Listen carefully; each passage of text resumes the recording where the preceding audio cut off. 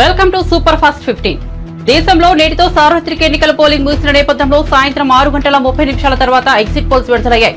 Exit polls కోసం దేశవ్యాప్తంగా ప్రజలు ఎంతో ఉత్కంఠంగా ఎదురుచూస్తున్నారు. చివరి దశ పోలింగ్ ముగిసిన అనంతరం సాయంత్రం 6:30 తర్వాతే ఎగ్జిట్ పోల్స్ విడుదల చేయాలన్న ఈసీ నిబంధనలు ఉండగా కొద్దిసేపటి కిందటే ఎగ్జిట్ పోల్స్ వెలువెట్టాయి. ఈ నేపథ్యంలో ఏపీ అసెంబ్లీ ఎన్నికల్లో ఏ పార్టీకి ఎన్ని సీట్లు అనే అంచనాలతో విడుదలైన ఎగ్జిట్ పోల్స్ ను ఓసారి పరిశీలిస్తే కేకే సర్వీస్ వారు టీడీపీ 133, వైసీపీ 13, జనసేన 21, బీజేపీ 7, ఇతరులు 0గా తెలిపారు.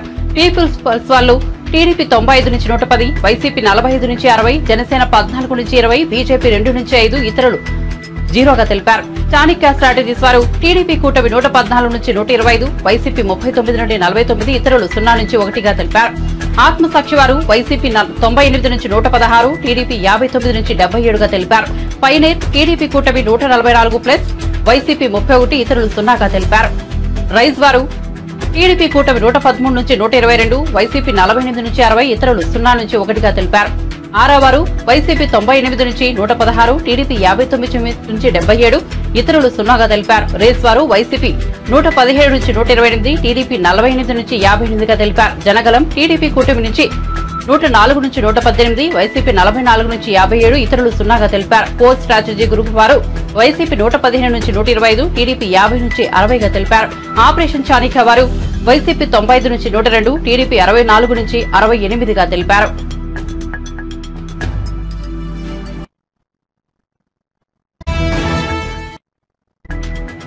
కాంగ్రెస్ 6 నుంచి 8, బీజేపీ 8 నుంచి 10 సీట్లు గెలుచుకోవచ్చునన్న ఇండియా టీవీ సిఎస్ఐఎక్స్ సర్వే కాంగ్రెస్ 8 వరకు, బీజేపీ 9 సీట్ల వరకు గెలుచుకోవచ్చునన్న తెలిపింది. ఆరాం అస్సాం సర్వే బీఆర్ఎస్ పార్టీ 0 నుంచి 1 సీటు మాత్రమే గెలుచుకోవచ్చునని అంచనాలు వెలువడ్డాయి. తెలంగాణలో బీజేపీ అత్యధిక స్థానాలు గెలుచుకుంటుందని వివిధ ఎగ్జిట్ పోల్ సర్వే ఫలితాలు వెల్లడిస్తున్నాయి. బీజేపీ 7 నుంచి 12 సీట్ల మధ్య, కాంగ్రెస్ పార్టీ 5 నుంచి 8 సీట్ల మధ్య గెలుచుకోవచ్చునని అంచనా వేస్తున్నాయి. బీఆర్ఎస్ 0 లేదా 1 మాత్రమే గెలుచుకోవచ్చునని ఎగ్జిట్ పోల్స్ ఫలితాలు చెబుతున్నాయి. హైదరాబాద్ స్థానాన్ని మజ్లిస్ పార్టీ గెలుచుకోనుందని అంచనా వేస్తున్నాయి. వివిధ ఎగ్జిట్ పోల్ సర్వే ఫలితాలు ఇలా ఉన్నాయి. ఇండియా టీవీ సిఎన్ఎక్స్ సర్వే వారు కాంగ్రెస్ 6 నుంచి 8, బీఆర్ఎస్ 0 నుంచి 1, బీజేపీ 8 నుంచి 10, మజ్లిస్ 1గా తెలిపారు. జన్ కీ బాత్ సర్వే వారు కాంగ్రెస్ 7 నుంచి 8, బీఆర్ఎస్ 0 నుంచి 1, బీజేపీ 9 నుంచి 11, మజ్లిస్ వారి 1గా తెలిపారు. న్యూస్ మినిట్ సర్వే వారు కాంగ్రెస్ 2, బీఆర్ఎస్ 0 నుంచి 1, బీజేపీ 8 నుంచి 12, మజ్లిస్ వారు 1గా తెలిపారు. ఏబీపీ సర్వే వారు కాంగ్రెస్ 7 నుంచి 9, బీజేపీ 7 నుంచి 9, ఇతరులు 1గా తెలిపారు. ఆరాం అస్సాం సర్వే కాంగ్రెస్ 7 నుంచి 8, బీఆర్ఎస్ 0, బీజేపీ 8 నుంచి 9, మజ్లిస్ వారు 1గా తెలిపారు. న్యూస్ 18 సర్వే వారు కాంగ్రెస్ 5 నుంచి 8, బీజేపీ 7 నుంచి 10, ఇతరులు 3 నుంచి 5గా తెలిపారు. TV9 exit poll survey Congress 8, BJP 7, Majlis 1, ఇతరులు 1గా తెలిపారు. సెంట్రల్ ఫర్ పాలిటిక్స్ వారు అండ్ పాలసీ స్టడీస్ సర్వే వారు కాంగ్రెస్ 8 నుంచి 9, బీజేపీ 7 నుంచి 8, మజ్లిస్ 1, బీఆర్ఎస్ 0గా తెలిపారు.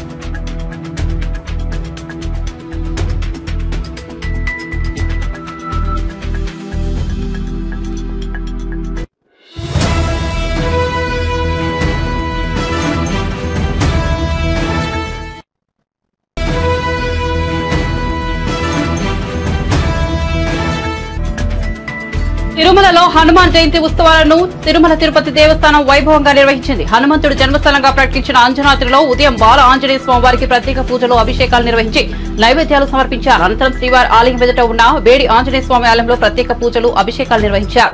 జపాలి తీర్థంలోని హనుమంతుడికి అభిషేకాలు, నివేదికలు నిర్వహించారు. జపాలిలోని హనుమంతుడికి టీటీడీ తరఫున ఈవో ధర్మారెడ్డి పట్టు వస్త్రాలు సమర్పించారు. మొదటి ఘాట్లోని 7వ మైల్ రాయి వద్ద ప్రసన్న ఆంజనేయ స్వామి వారికి పూజలు చేశారు. తిరుమలలో ఈ నెల 5 వరకు హనుమాన్ జయంతి ఉత్సవాలకు టీటీడీ ఘనంగా నిర్వహించనుంది.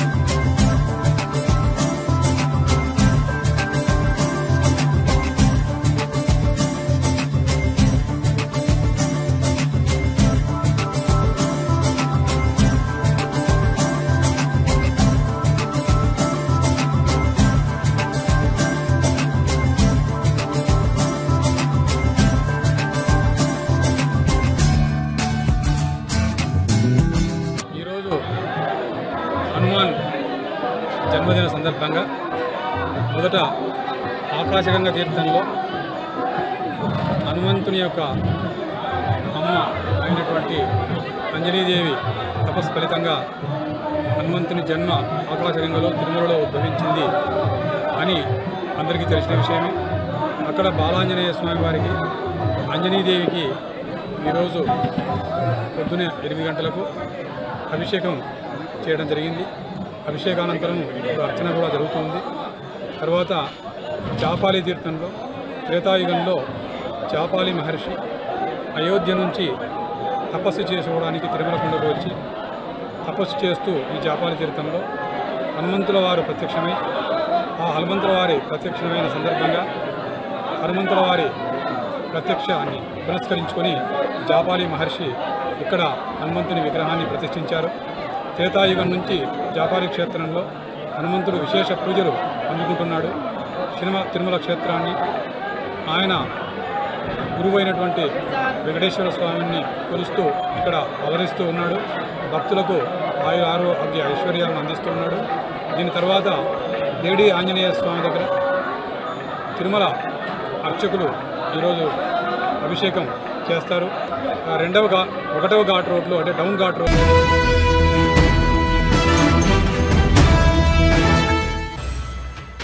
ఎన్నికల కౌంటింగ్ తరహాలోనే ఎగ్జిట్ పోల్స్ కూడా ఎంతో ఆసక్తి రేకెత్తిస్తుంటాయి. ఒక్కోసారి ఎగ్జిట్ పోల్స్ నిజమవుతుంటాయి, ఒక్కోసారి గురి తప్పుతుంటాయి. ఏదేమైనా ఎగ్జిట్ పోల్స్ కొన్ని రాజకీయ పార్టీలకు ఉత్సాహం ఊరట కలిగిస్తుంటాయి. ఇక దేశంలో చివరిదైన 7వ దశ పోలింగ్ జరిగింది. సాయంత్రం పోలింగ్ ముగిసిన వెంటనే ఎగ్జిట్ పోల్స్ జలపాతంలా దూకాయి. మొత్తం లోక్సభ స్థానాలు 543 కాగా ఏ పార్టీకి ఎన్ని సీట్లు అనే అంచనాలను వివిధ సంస్థల ఎగ్జిట్ పోల్స్ రూపంలో వెలువరించాయి.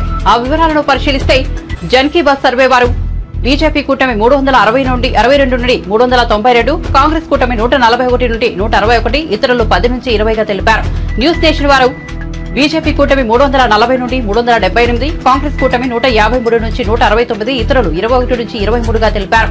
టైమ్స్ నౌ వారు బీజేపీ కూటమి 353 నుంచి 368, కాంగ్రెస్ కూటమి 118 నుంచి 133, ఇతరులు 43 నుంచి 48గా తెలిపారు. ఇండియా న్యూస్ డి డైనమిక్స్ వారు బీజేపీ కూటమి 371, కాంగ్రెస్ కూటమి 125, ఇతరులు 47గా తెలిపారు.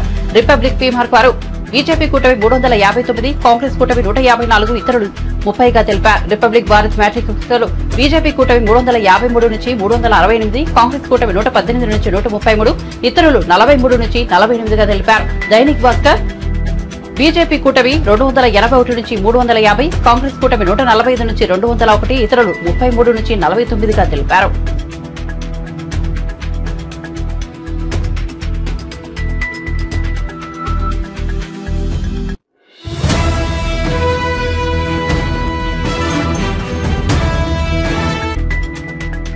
ఏపీలో అసెంబ్లీ పార్లమెంట్ కు జరిగిన ఎన్నికల్లో వైఎస్ఆర్ కాంగ్రెస్ పార్టీనే గెలుస్తుందని ఆరా సర్వే సంస్థ యజమాని మస్తాన్ వెల్లడించారు. 2024 జూన్ 1వ తేదీన ఆయన ఈ విషయాన్ని వెల్లడించారు. ఏపీలో హోరాహోరీగా సాగిన పోలింగ్ లో వైసీపీదే ఆధిక్యమని ఈ విషయం 22 రోజుల పరిశీలన తర్వాత అంచనాకు వచ్చినట్లు వెల్లడించారు. వైఎస్ఆర్ కాంగ్రెస్ పార్టీకి 94 నుంచి 104 సీట్లతో మళ్లీ జగన్ అధికారంలోకి వస్తున్నట్లు చెప్పారు మస్తాన్. టీడీపీ కూటమి 71 నుంచి 81 సీట్ మధ్య సీట్లను గెలుస్తుందని వెల్లడించారు ఆయన. టీడీపీ కూటమి కంటే వైఎస్ఆర్ కాంగ్రెస్ పార్టీకి అదనంగా 25 సీట్లు రాబోతున్నాయని సర్వేలో వెల్లడైనట్లు వివరించారు ఆరా మస్తాన్. ఇక పార్లమెంట్ సీట్ల విషయానికి వస్తే వైఎస్ఆర్ కాంగ్రెస్ పార్టీ 13 నుంచి 15 లోక్సభ సీట్లలో గెలుస్తుందని చెప్పిన ఆరా మస్తాన్ టీడీపీ కూటమి 10 నుంచి 12 సీట్లలో గెలవబోతోందని వివరించారు ఆయన. జనసేన పార్టీ పోటీ చేసిన 2 పార్లమెంట్ సీట్లలో ఆ పార్టీని విజయం సాధిస్తుందని వివరించారు. వైఎస్ షర్మిల ఆధ్వర్యంలో కాంగ్రెస్ పార్టీ ఓట్లను భారీ చీల్చిందని, దీనివల్ల 3 పార్లమెంట్ సీట్లను వైసీపీ కోల్పోవాల్సి వస్తుందని, ఇది ఆ పార్టీకి నష్టం చేకూర్చిందన్నారు Aaraa survey Mastan. SC, ST, minority వర్గాలతో పాటుగా ఈ గత 4 ఏళ్లుగా ఈ ప్రభుత్వం అనుసరించినటువంటి అనేక అభివృద్ధి, గ్రామీణ ప్రాంతాల్లో అభివృద్ధి, అలాగే సంక్షేమ కార్యక్రమాలు, డైరెక్ట్ బెనిఫిట్ స్కీమ్స్ కారణంగా బీసీలలో కూడా వైఎస్ఆర్ కాంగ్రెస్ పార్టీ గణనీయమైనటువంటి ఓట్లు సాధించింది. ఈ విధంగా తనకున్నటువంటి ఓటు బ్యాంకును కాపాడుకుంటూ కొత్తగా బీసీలలో ఓటు బ్యాంకుని చేర్చడం ద్వారా, మహిళల్లో తన ఓటు బ్యాంకును పెంచుకోవడం ద్వారా వైఎస్ఆర్ కాంగ్రెస్ పార్టీ ఈ రోజు తిరిగి రాష్ట్రంలో మరొకసారి అధికారంలోకి రాబోతా ఉంది. వైఎస్ఆర్ కాంగ్రెస్ పార్టీ ఆంధ్రప్రదేశ్ లో మే 13వ తేదీన జరిగినటువంటి ఎన్నికల్లో 49.41% ఓట్లను సాధించి 94 నుండి 104 అసెంబ్లీ స్థానాల్లో గెలవబోతా ఉన్నాయి. అలాగే తెలుగుదేశం పార్టీ కూటమి 47.55% ఓట్లను సాధించి కేవలం 71 నుండి 81 స్థానాలకు పరిమితం కాబోతా ఉంది. ఇతర పార్టీలు ఇండిపెండెంట్ అభ్యర్థులు 3.04% ఓట్లకు పరిమితం కాబోతా ఉన్నాయి. సుమారుగా 2% ఓట్ల ఆధిక్యతతో తెలుగుదేశం పార్టీ కూటమి కంటే సుమారుగా 20-25 స్థానాల్లో వైఎస్ఆర్ కాంగ్రెస్ పార్టీ ఆధిక్యత సాధించి మరొకసారి ప్రభుత్వాన్ని ఏర్పాటు చేయబోతా ఉంది. అలాగే పార్లమెంటు విషయానికొస్తే ఆంధ్రప్రదేశ్ లో ఉన్నటువంటి 25 పార్లమెంటు స్థానాల్లో 48.29% ఓట్లను సాధించి ఎన్నికల ప్రక్రియ పూర్తిగా కంప్లీట్ కావడంతో వివిధ ప్రైవేట్ సర్వీస్ సంస్థలు వివిధ ఛానళ్లు ఎగ్జిట్ పోల్స్ విడుదల చేస్తున్నాయి. ఓటర్లు ఎవరికి పట్టం కట్టారో అంచనాలు వెల్లడిస్తున్నాయి. దీంతో జనసేన అధినేత పవన్ కళ్యాణ్ పోటీ చేసిన పిఠాపురం అసెంబ్లీ సీటుపై తీవ్ర ఉత్కంఠ నెలకొంది. ఇక్కడ పవన్ కళ్యాణ్ గెలుస్తాడా, వైసీపీ అభ్యర్థిని వంగగీత విజయం సాధిస్తారా అని ఓవరాల్ ఏపీ పాలిటిక్స్ లో సస్పెన్షన్ గా మారింది. ఈ క్రమంలో ప్రముఖ సర్వే సంస్థ ఆరామస్థాన్ సంస్థ పిఠాపురం అసెంబ్లీ ఎగ్జిట్ పోల్స్ ఫలితాలను వెల్లడించింది. పిఠాపురంలో జనసేన చీఫ్ పవన్ కళ్యాణ్ ఘన విజయం సాధిస్తారని పేర్కొంది. పవన్ కళ్యాణ్ తో పాటు జనసేన పోటీ చేసిన 2 పార్లమెంట్ స్థానాలు కాకినాడ, మచిలీపట్నంలోనూ ఆ పార్టీ విజయం సాధిస్తుందని అంచనా వేసింది. ఆరామస్థాన్ ఫలితాలు చూసి పవన్ కళ్యాణ్ ఫ్యాన్స్ ఖుషి అవుతున్నారు. తర్వాత జనసేన 21 స్థానాలు పొందినటువంటి జనసేన 21 అసెంబ్లీ స్థానాలు, 2 పార్లమెంట్ స్థానాల్లో వాళ్ళు పోటీ చేయడం జరిగింది. జనసేన 2 పార్లమెంటు స్థానాల్లో గెలవబోతా ఉంది. అలాగే అసెంబ్లీ స్థానాల్లో పిఠాపురం నుండి పోటీ చేసినటువంటి జనసేన పార్టీ వ్యవస్థాపక అధ్యక్షులు శ్రీ పవన్ కళ్యాణ్ గారు భారీ మెజార్టీతో గెలవబోతా ఉన్నారు. అలాగే ఆ పార్టీలో మరొక ముఖ్య నాయకుడైనటువంటి శ్రీ నాదెండ్ల మనోహర్ గారు గుంటూరు జిల్లా తెనాలి నుండి గెలవబోతా ఉన్నారు. తర్వాత తెలుగుదేశం పార్టీ విషయానికి వస్తే తెలుగుదేశం పార్టీ అధ్యక్షులు రాష్ట్ర మాజీ ముఖ్యమంత్రి నారా చంద్రబాబు నాయుడు గారు కుప్పం నియోజకవర్గం నుండి భారీ మెజార్టీతో గెలవబోతా ఉన్నారు. అలాగే వారి తనయుడు మాజీ మంత్రి శ్రీ నారా లోకేష్ మంగళగిరి నుండి గెలవబోతా ఉన్నారు. అలాగే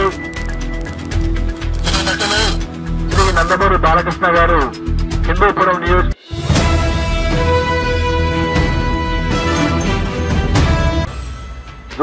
ఏపీలో ఎన్నికల ఫలితాలపై ఆరా సంస్థ తన పోస్ట్ పాల్ సర్వేను విడుదల చేసింది.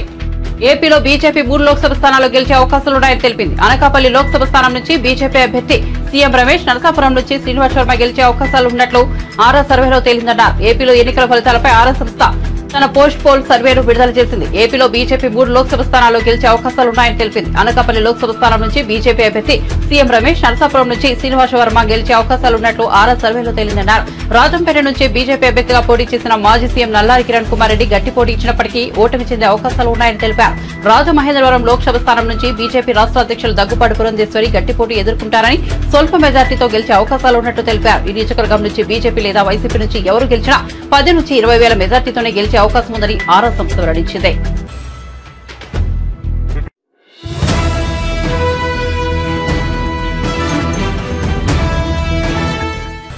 ఆంధ్రప్రదేశ్ లో కూటమి ప్రభుత్వం అధికారంలోకి రావాలని పిఠాపురంలో జనసేన అధినేత పవన్ కళ్యాణ్ అఖండ మెజార్టీతో విజయం సాధించాలని ఆ పార్టీ కార్యకర్త ప్రత్యేక పూజలు చేస్తున్నారు. జనసేన కార్యకర్త ఈశ్వర్ తిరుమల జాపాలి తీర్థానికి పొర్లుదండాలతో వెళ్లి మొక్కులు చెల్లించారు. హనుమాన్ జయంతి సందర్భంగా ఆకాశగంగా జలాశయం మెట్టు నుండి జాపాలి తీర్థానికి పొర్లుదండాలతో వెళ్లి స్వామివారిని దర్శించుకున్నారు. హనుమాన్ జయంతి సందర్భంగా జనసేన పార్టీ అధ్యక్షులు శ్రీ పవన్ కళ్యాణ్ గారు పిఠాపురంలో భారీ మెజార్టీతో గెలవాలని ఈ పులిదండాల కార్యక్రమం చేస్తున్నాను. ఆ జపాలి ఆంజనేయ స్వామి కృపా కటాంశాలు ఎల్లప్పుడూ ఉండాలని, ఆరోగ్యంగా ఉండాలని, అదేవిధంగా కూటమి ప్రభుత్వం ఏర్పడాలని ఆంజనేయ స్వామిని వేడుకుంటున్నాను.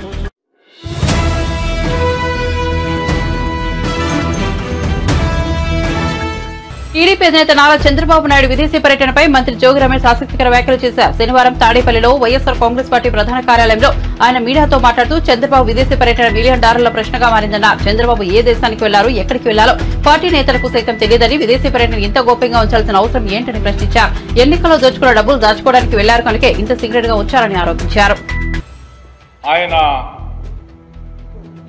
విదేశీ పర్యటన. చంద్రబాబు నాయుడు విదేశాలకు వెళ్ళాడు. 10 రోజుల తర్వాత తిరిగి వచ్చాడు. చంద్రబాబు నాయుడు విదేశాలకి ఏ దేశం వెళ్ళాడు, ఏ దేశం నుంచి మళ్ళా తిరిగి వచ్చాడనేది పెద్ద $1 million question mark. Chandrababu Naidu విదేశాలకి హైదరాబాద్ నుంచి బయలుదేరాడు. శంషాబాద్ ఎయిర్పోర్ట్ నుంచి విదేశాలకు బయలుదేరి దుబాయ్లో దిగాడని చెప్పి ఒక సమాచారం. దుబాయ్ నుంచి 10 రోజుల పాటు అసలు ఏ దేశానికి వెళ్ళాడు, ఎక్కడికి వెళ్ళాడు? ఒక పేపర్లోనేమో, ఒక ఎల్లో మీడియా పత్రికలోనేమో వైద్య పరీక్షల కోసం చంద్రబాబు నాయుడు విదేశాలకు వెళ్ళాడు. ఒక ఎల్లో మీడియాలోనేమో ఎన్నికల్లో తలమునకలైపోయాడు, సేద తీర్చుకోవడం కోసం, విశ్రాంతి కోసం విదేశాలకు వెళ్ళాడని చెప్పేసి ఒక ఎల్లో మీడియా. తీరా చూస్తే ఆ పేపర్లో అన్నా రాస్తారేమో చంద్రబాబు నాయుడు ఫలానా దేశంలో విశ్రాంతి తీసుకోవడానికి పోయాడు, ఫలానా దేశంలో ఉన్నాడు, ఫలానా దేశంలో వైద్య పరీక్షలు చేసుకున్నాడు, లేదా ఫలానా దేశంలో విశ్రాంతి తీసుకున్నాడని చెప్పి చేస్తే అది లేదు. సరే,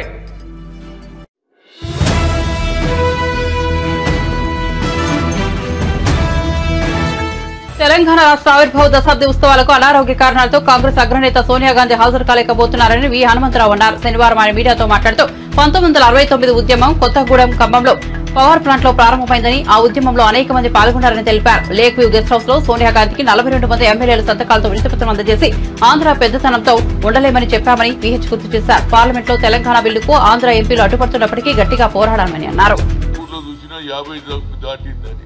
అలాంటి పరిస్థితులు రాకపోయినా ఆమె ఆశీర్వాదం తప్పనిసరిగా తెలంగాణ రాష్ట్ర కేబినెట్కు ఉంటుంది, రేవంత్కు ఉంటుంది, జనానికి ఉంటుంది. అమరవీరులకు కూడా ఎవరైతే సాక్రిఫైస్ చేశారో, మేము కూడా పార్లమెంట్లో బిల్లు పెడితే లోక్సభలో మన పార్లమెంట్ మెంబర్లు, అది పొన్నం ప్రభాకర్ కావచ్చు, మధు యాజ్కి కావచ్చు, అదేవిధంగా బలరాం నాయక్ అందరు కూడా, షెట్కర్ మొదలు పెడితే అందరు కూడా దీనికి మద్దతు ఇవ్వడం, దాని తర్వాతనే రాజ్యసభలో రావడం. రాజ్యసభలో Sushil Kumar Shinde being a home minister ఆయన వీళ్ళు ప్రవేశపెడుతుంటే సుజనా చౌదరి, సీఎం రమేష్ అడ్డుపడడం, ఆ కాగితాలు లాక్కోవాలని ప్రయత్నం చేసే సమయంలో అప్పుడు నేను కూడా అడ్డం పడ్డా, గట్టిగా మందలించినాం. ఆ బిల్లు సోనియా గాంధీ నాకు బయట లాబీలో కేశవరావు అదేవిధంగా కేసీఆర్ ఇద్దరు కూడా లాబీలో హనుమంతన గట్టిగా కొట్టాడంటే, నువ్వు చెప్పినందుకు కాదురా బాబు, మా నాయకురాలు చెప్పింది, మేము తప్పక పాస్ చేపిస్తామన్నాం, చేయించినాం. దానివల్లనే ఇవాళ తెలంగాణ వచ్చిందని చెప్తూ తప్పనిసరిగా రేపు జరిగే ఈ తెలంగాణ అభివృద్ధిని పెద్ద ఎత్తున చేస్తున్నారు. దీనికి కళాకారులు అదేవిధంగా ట్యాంక్ రోడ్ మీద చేస్తున్నారు. అందరూ కూడా పెద్ద ఎత్తున ఇది ఒక పండుగ. ఈ తెలంగాణ 2 జూన్ ఒక పండుగలాగా ప్రతి ఒక్కరు కూడా గ్రామాలలో నుంచి వస్తున్నారు. కళాకారులు మన తెలంగాణ సంస్కృతి వంటకాలు కూడా మరి పెడుతున్నారో లేదో, పేరు బూటి, తలకాయ కూర.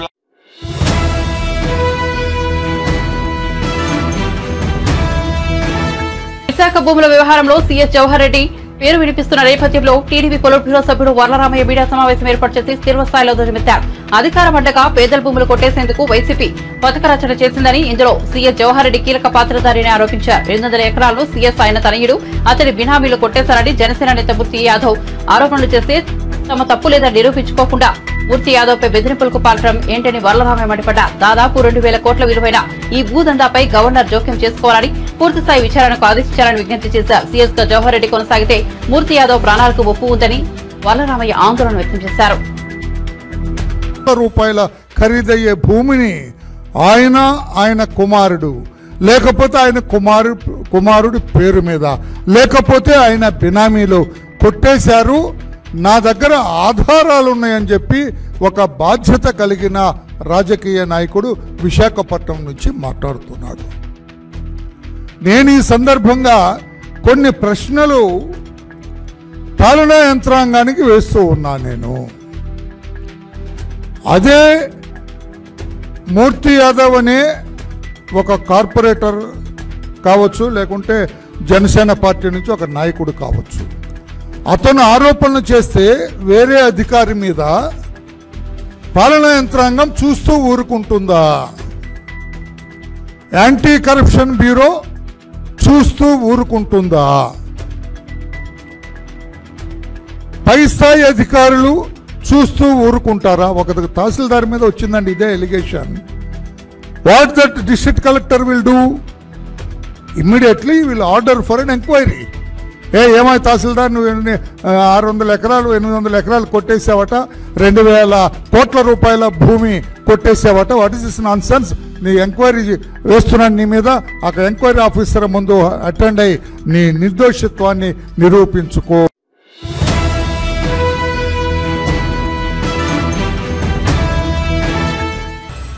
తెలంగాణ ఆవిర్భావ వేడుకలకు తమకు గత 10 ఏళ్లలో ఒక్క ఆహ్వాన పత్రిక రాలేదన్నారు మంత్రి పొన్నం ప్రభాకర్. తాము మాజీ ముఖ్యమంత్రి కేసీఆర్ కు కూడా ఆహ్వానం పంపామన్నారు. పరేడ్ గ్రౌండ్ లో రాష్ట్ర ఆవిర్భావ వేడుకల ఏర్పాట్లను పరిశీలించిన పొన్నం తెలంగాణకు ఒక గీతం ఉండాలని, ప్రజలు మార్పు కోరుకుంటారని చెప్పారు. తెలంగాణ చిహ్నంపై గతంలో ఎవరి అభిప్రాయాలను తీసుకోలేదని, ప్రజల ఆలోచనకు అనుగుణంగా ప్రభుత్వం నిర్ణయం తీసుకుంటుందన్నారు. రాజకీయంగా విమర్శలకు వేదిక కాదని చెప్పారు. ఆవిర్భావ వేడుకల్లో రాష్ట్ర గీతం ఆవిష్కరిస్తామన్నారు.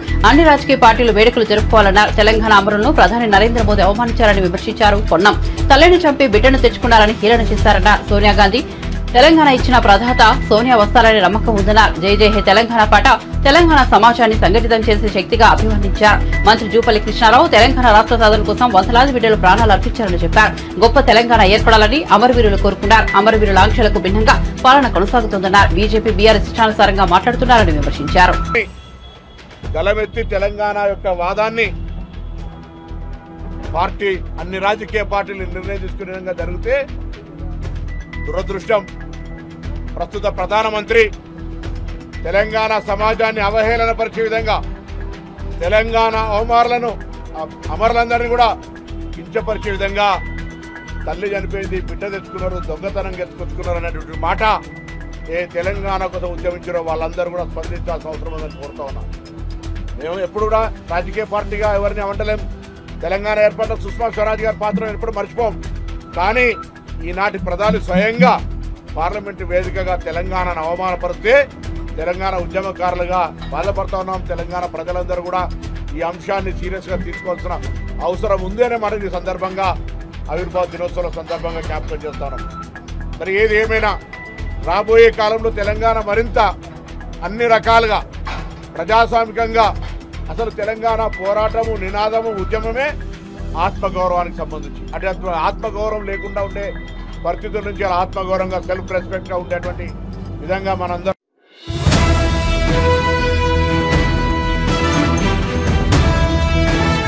లోక్సభ ఓట్ల లెక్కింపునకు 3 ఇంచుల భద్రత ఏర్పాటు చేసినట్లు సీఈఓ వికాస్ రాజ్ అన్నారు. బీఆర్కే భవన్ లో మీడియాతో మాట్లాడుతూ మధ్యాహ్నం 3 గంటల లోపు ఫలితాలు వెలువడతాయని చెప్పారు. చేవెళ్ల, మల్కాజ్గిరిలో 2 కౌంటింగ్ కేంద్రాలను ఏర్పాటు చేసినట్టు చెప్పారు. లెక్కింపు కేంద్రాల్లోకి మొబైల్ ఫోన్లు, ఎలక్ట్రానిక్ డివైజ్ అనుమతించబోమని చెప్పారు. కౌంటింగ్ హాల్ నుంచి 100 మీటర్ల వరకు ఎవరికి అనుమతి ఉండదని పేర్కొన్నారు. లెక్కింపు హాల్ మొత్తం సీసీటీవీ పర్యవేక్షణలో ఉంటుందని అన్నారు. స్ట్రాంగ్ రూమ్ నుంచి కౌంటింగ్ హాల్ వరకు ప్రత్యేకమైన దానిలో సీసీటీవీ మానిటరింగ్ ఉంటుందని అన్నారు. చొప్పదండి, యాకుల్పుర, దేవరకొండలో అత్యధికంగా 24 రౌండ్లలో ఓట్లు లెక్కిస్తారని చెప్పారు. ఆర్బూర్, భద్రాచలం, అశ్వారావుపేటలో 13 రౌండ్లలో ఓట్ల లెక్కింపు ఉంటుందని చెప్పారు. 276 టేబుల్స్ పెట్టడం జరిగింది.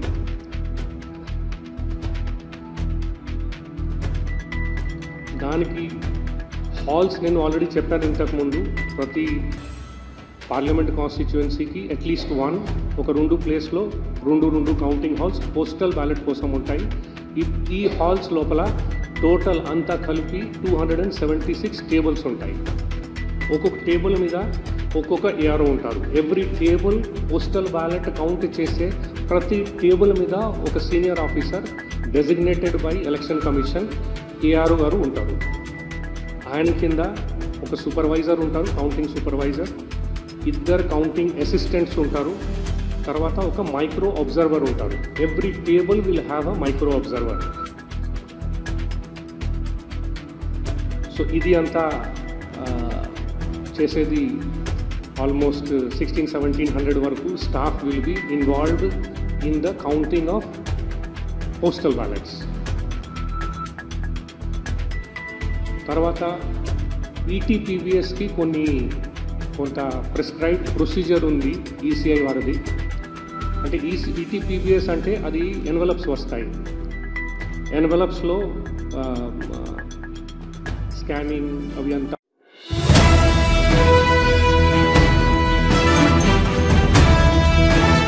కౌంటింగ్ సిబ్బందికి మే 26 నాటికి శిక్షణ పూర్తయిందని జీహెచ్ఎంసీ కమిషనర్ రొనాల్డ్ రాస్ అన్నారు. నిజాం కళాశాలలో ఓట్ల లెక్కింపు కేంద్రాలను ఆయన పరిశీలించి మాట్లాడారు. ప్రతి అసెంబ్లీ నియోజకవర్గానికి ఒక అబ్జర్వర్ ఉంటారని తెలిపారు. ప్రతి కౌంటింగ్ కేంద్రంలో మీడియా ప్రతినిధుల కోసం ప్రత్యేక ఏర్పాట్లు చేస్తున్నట్లు వివరించారు. హైదరాబాద్లోని 13 ప్రాంతాల్లో 16 హాల్లో ఓట్ల లెక్కింపు ఉంటుంది. 3 చోట్ల పోస్టల్ బ్యాలెట్ ఓట్ల లెక్కింపు ఉంటుంది. ప్రతి కౌంటింగ్ హాల్లో 14 టేబుల్ ఏర్పాటు చేశాం. జూబ్లీహిల్స్ అత్యధికంగా 20 టేబుల్ ఉంటాయి. యాకుల్పురాలో అత్యధికంగా 24 రౌండ్లలో ఓట్ల లెక్కింపు ఉంటుంది. చార్మినార్ నియోజకవర్గంలో 15 రౌండ్లలో కంటోన్మెంట్ ఉప ఎన్నిక ఓట్ల లెక్కింపు 17 రౌండ్లలో జరుగుతుంది. ప్రతి రౌండ్కు 30 నిమిషాల సమయం పడుతుంది. ప్రతి అసెంబ్లీ సెగ్మెంట్ లో 5 వీవీప్యాట్ల స్లిప్పులు లెక్కిస్తామని రొనాల్డ్ రాస్ తెలిపారు. ప్రతి టేబుల్లో కూడా మీరు చూసుకుంటే కౌంటింగ్ సూపర్వైజర్ అని ఒకరు ఉంటారు, గెజెటెడ్ ఆఫీసర్, కౌంటింగ్ అసిస్టెంట్ అని ఒకరు ఉంటారు, గెజెటెడ్ ఆఫీసర్, మరియు మనకు మైక్రో అబ్జర్వర్ అని ఒక కేంద్ర డిపార్ట్మెంట్ నుంచి కూడా ఒకరిని అక్కడ పెట్టడం జరుగుతాయి. ఇవి కాకుండా మనకు అబ్జర్వర్ టేబుల్ మీద కూడా ఒక 2 micro observers government of India employees కూర్చుంటారు. ప్రతి రౌండ్ పూర్తి కాగానే దాంట్ నుంచి ఒక 2 మెషిన్స్ని ర్యాండమ్గా అబ్జర్వర్ గారు సెలెక్ట్ చేస్తూ మళ్ళీ దాన్ని రీకౌంట్ కూడా చేయిస్తారు. సో జస్ట్ టు ఎన్షోర్ మన కౌంటింగ్ ప్రక్రియ కరెక్ట్గా జరిగిందా లేదా అనే ఉద్దేశంతో ఇవి జరుగుతాయి.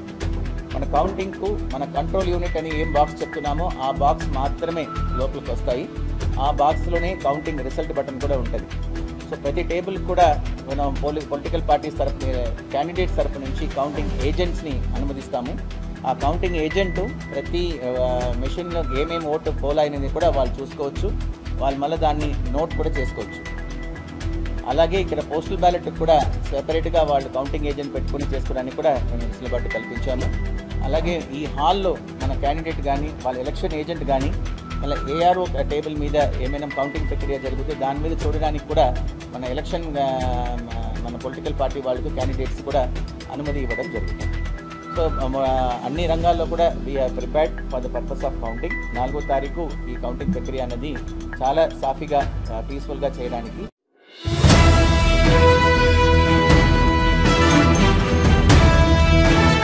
తెలుగు రాష్ట్రాల్లో 2-3 రోజుల నుంచి ఎండలు దంచుకొడుతున్నాయి. మొన్నటిదాకా అక్కడక్కడ కురిసిన వర్షాలతో వాతావరణం కాస్త చల్లబడినప్పటికీ మళ్లీ వడగాల్పులు ఎక్కువైన నేపథ్యంలో ప్రజలు తీవ్ర ఇబ్బందులు ఎదుర్కొంటున్నారు. ఈ క్రమంలో వాతావరణ శాఖ తెలుగు రాష్ట్రాలకు చల్లటి కబురు చెప్పింది.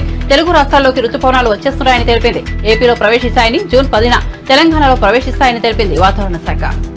ఏపీలో మొదటి రాజ్య రాయలసీమలో రుతుపవనాల ప్రభావం అనిపిస్తుందని, ఆ తర్వాత రాష్ట్రమంతా విస్తరిస్తాయని తెలిపింది. తెలంగాణలో జూన్ 10 నుంచి ప్రవేశించి రాష్ట్రమంతటా విస్తరిస్తాయని తెలిపింది వాతావరణ శాఖ.